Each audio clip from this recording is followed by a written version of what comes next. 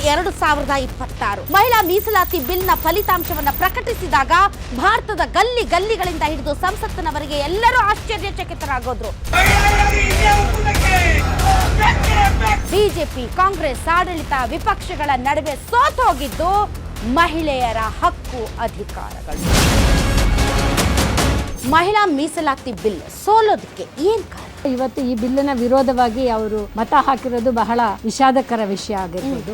ಉತ್ತರ ಪ್ರದೇಶದ ಮಹಿಳೆಯರು 40 ಜನ ಎಂಪಿಗಳು ಇರ್ತಾರೆ, ಅಲ್ಲಿ ಕರ್ನಾಟಕದಿಂದ 14 ಜನ ಇರ್ತಾರೆ. 33% ನಮಗೆ ರಿಸರ್ವೇಶನ್ ಬರುತ್ತೆ ಅಂತ ಅನ್ಕೊಂಡಿದ್ದು ಅದಕ್ಕೂ ಒಂದು ಇದು ಹಾಕ್ಬಿಟ್ಟಿದ್ದಾರೆ. ಇವಾಗ 3 ಪಕ್ಷಗಳಲ್ಲಿ ಯಾವ ಪಕ್ಷ ಹೆಚ್ಚು ಮಹಿಳೆಯರಿಗೆ ಟಿಕೆಟ್ ಕೊಟ್ಟಿದೆ?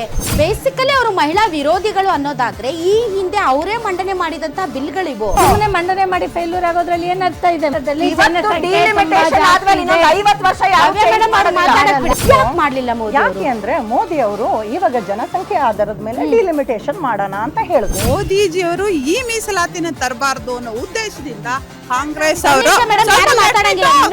ಅದೇ ಸಿಟಿ ರವಿ ಅವರು ಅದೇ ಆ ಸಭೆಯಲ್ಲಿ ಕುತ್ಕೊಂಡು ಹೆಣ್ಮಕ್ಳ ಬಗ್ಗೆ ಮಾತಾಡಿದಾಗ ಎಲ್ಲೋಗಿದ್ರು ಮೇಡಮ್ ಇವರು. 400 ಪಾರ್ ಅನ್ಕೊಂಡು ಈ ಸಲ ನಿಮಗೆ 400 ಪಾರ್ ಆಗ್ಲಿಲ್ಲ.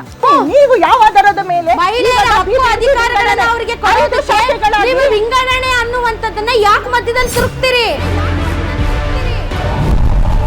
ರಾಧಕ್ಕ ಪಂಚಾಯಿತಿ ವೀಕ್ಷಿಸಿ ನಾಳೆ ರಾತ್ರಿ 8 ಗಂಟೆಗೆ.